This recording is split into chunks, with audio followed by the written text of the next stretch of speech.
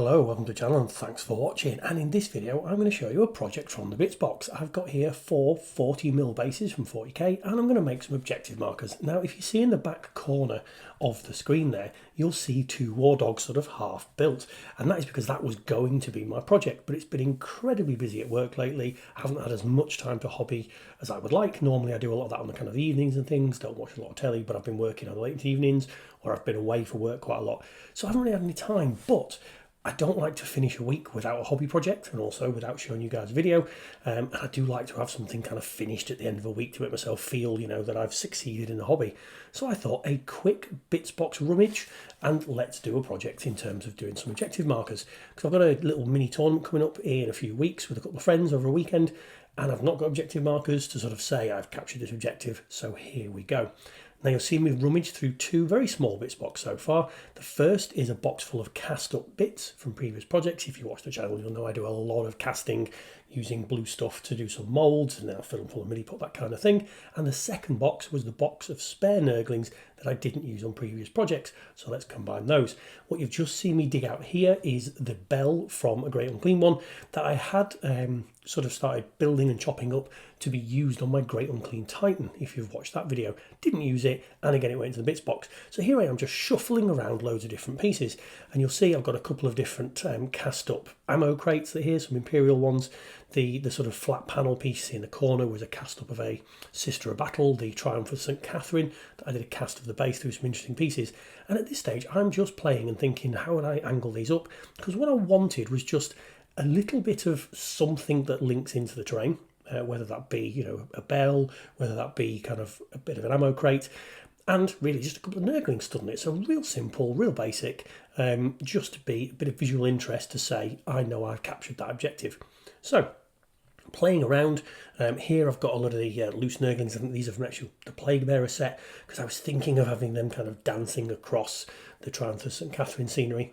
Then I sort of came across this casting again of a Sisters of Battle thing from several years ago, of a pillar. Now it's only on one side, and I thought, can I create a pillar by chopping it in half, kind of smushing it together to give a bit of height to the models? Because what I wanted on the objective markers was some with a bit of height, some with a bit of interest, that kind of thing here. So really just having a play. So I've sort of got an idea of what I'm doing in my head now, so it's on to the milliput. Now this is a 2-part epoxy resin, not resin, but whatever it is, a 2-part kind of thing that you mould together, a 2-part putty, and it sets absolutely rock solid at the end.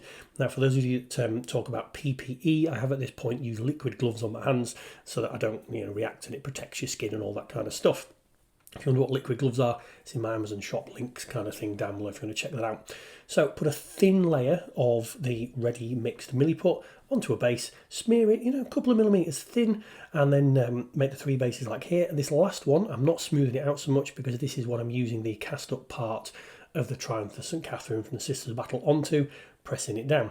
Now I'm leaving the other 3 bases you see in the background there to sort of start to let the milliput harden a bit, lose its stickiness for about 20 minutes or so, because it's much easier to do the next stage as we're prepping these bases.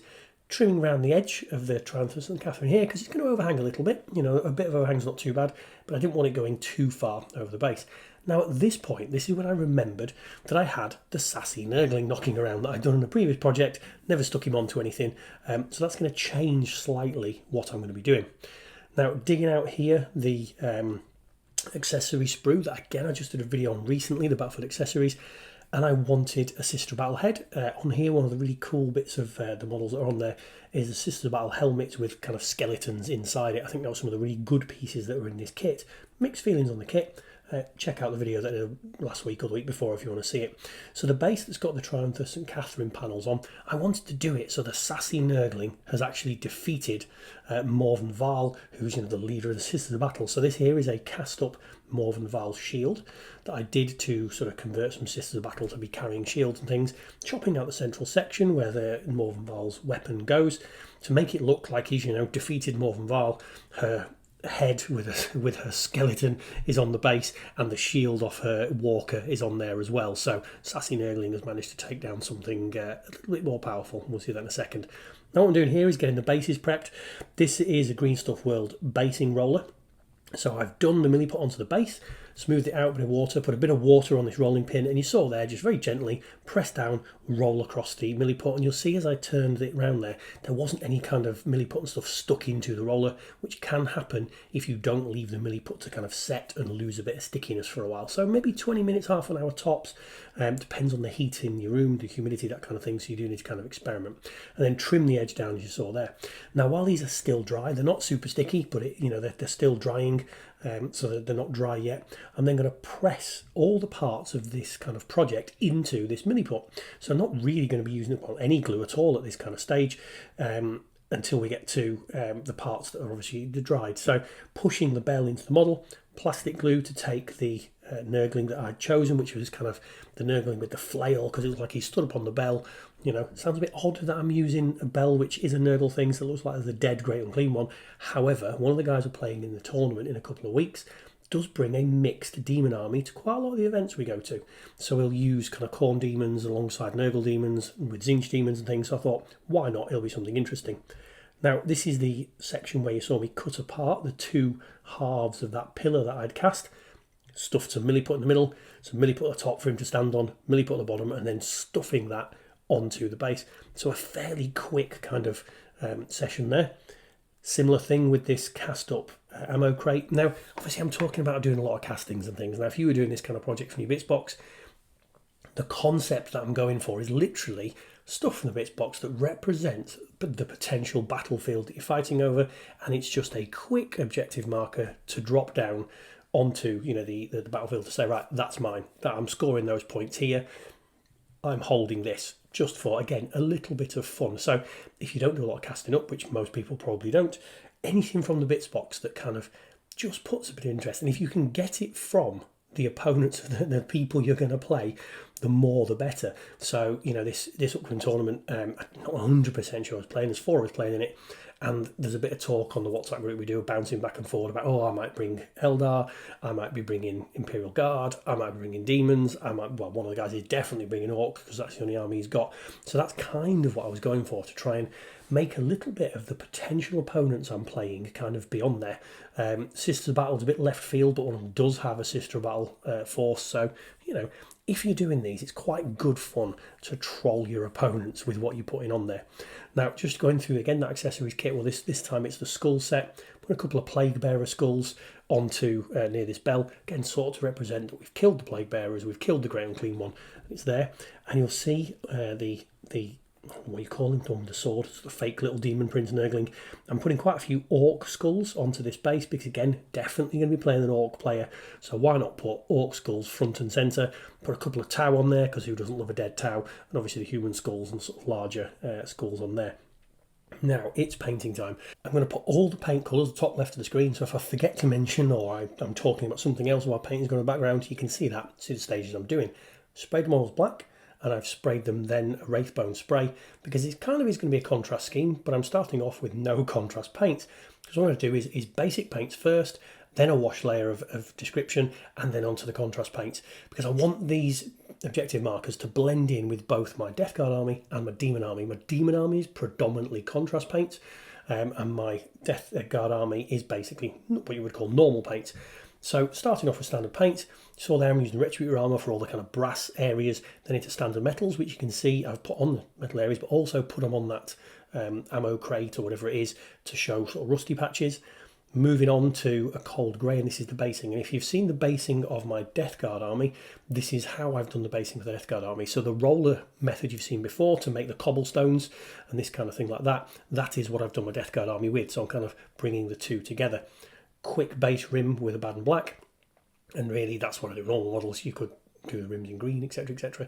So you might ask why I'm doing it more with the Death Guard bases than I am with the Nurgle Demon Army base. If you've watched the channel, my Demon Army bases is more kind of stirred up mud and mess and that kind of stuff with sort of skulls and things in it. Well, I wanted to go sort of this being the bridge between the two armies, this kind of scenery. So, yes, there are Nurgling on there. And the idea is that Demon Army is, by the time that's kind of, in my mind, so manifested that the ground is kind of rotting and turning horrible, they've been there a long time, where maybe this isn't. This is just where we're taking over the world. Anyway, that's kind of a random thought. So that's why they're not based the same as my Demon Army, and they are based more like my Death Guard army. Hence, you've just watched there the wash layer. So this Vallejo Sepia shade is a really dirty wash. You can see after it's now dried, I'm going back over the base with the same colour that I put on that Vallejo cold grey to bring the colours back up, because it is a real dirty down kind of, it really sort of darkens the colours, which if you've watched my Death Guard schemes, you'll know that I do that. I have to go back over. If you've watched my Nurgle videos to do with the demons, you know that the wash I use in that stage, which we're going to see later, you don't have to go back and revisit the colours. But what it does do is gives you a really nice kind of multi-level effect. Now, when all of that is done, now it's time to do the actual demony parts, the Nurglings and the skulls and things. And this is more similar to how I paint my demon army. So in the same base, I've got almost 2 painting methods that will pull them to the army together. So this is really the speed paint and doing the Games Workshop contrast paints, and this is why the white scheme is much better. So you've seen me do the bone across, again, the skulls that we've put all around one of the scenic bases. We've done that across all the little Nurglings as well. You've seen me do the wood colour into the things, and then onto the sword here. So this is going very, very fast. I cut this down really, really tightly because I didn't want to show too much painting. It's a very long video as it is. There is a full video on painting Nurglings again on the channel, but I just thought I'd show it kind of on here. So running through those colours, making the Nurglings match really to the exact demon army. So hopefully I've managed to bridge in these little scenery pieces the gap between the 2 different forces and 2 different painting styles. So hope you see where my methods go in here. But these are really fun little models to do, and that was kind of the other part of I said earlier, I wanted to get a project done kind of in the week. 1, so I've got a video, but 2, because I like to have finished a week having gone, right, I've had a bit of a hobby success this week.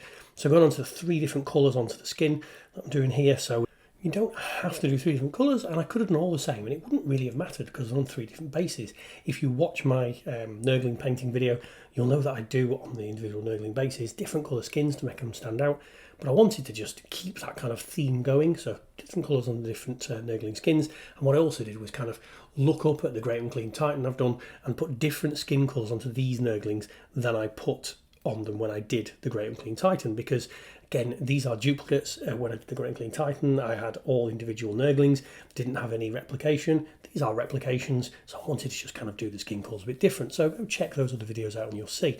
Now this is what it looks like at that stage. I have varnished the models, so they're all finished. I've varnished them. And now we're going to stick the sassy Nurgling onto his base, because he's already been varnished in the previous video. Obviously he doesn't need a second layer. So varnish the models, sticking him down, and then we really are at the final stages of kind of this build.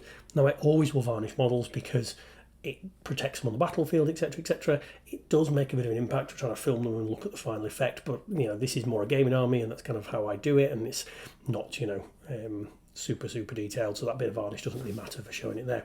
Now Nurgle's friend, or any Nurgle player's friend, is Nurgle's Rot, and putting in patches onto the base really, because it again ties into my base scheme. But also, if you've ever made any mistakes on any model or anything like that, this is where you put Nurgle's Rot over it. So there's a patch you think, oh, there's a bit of undercoat showing, or oh, I did a bit of not very good detail there, or blended some paint together I didn't want.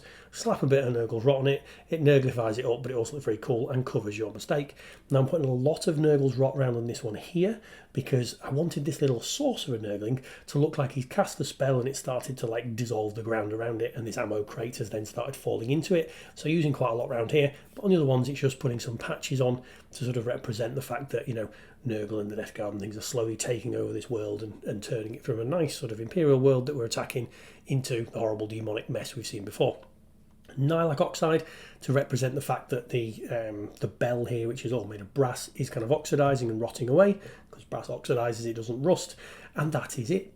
So nothing too super fancy and interesting this week, but a fun little project that just kind of, you know, gave me something to do for the week, gave me a sense of achievement for finishing it, and also be very useful when we come to do my gaming. So here's the finished models, just spin round. So we've got one Nurgling sat up on his tower, we've got the one stood on the Great Unclean One's bell, he looks very happy with himself there. We've got the little sorcerer Nurgling that's managed to cast a spell and dissolve that kind of imperial ammo crate. And then finally, and most importantly, the sassy Nurgling finally has a base, and he has managed to destroy Morvenval all by himself. Yeah, there we go. So hope you enjoyed that. Like, comment, subscribe, and I'll see you on another video.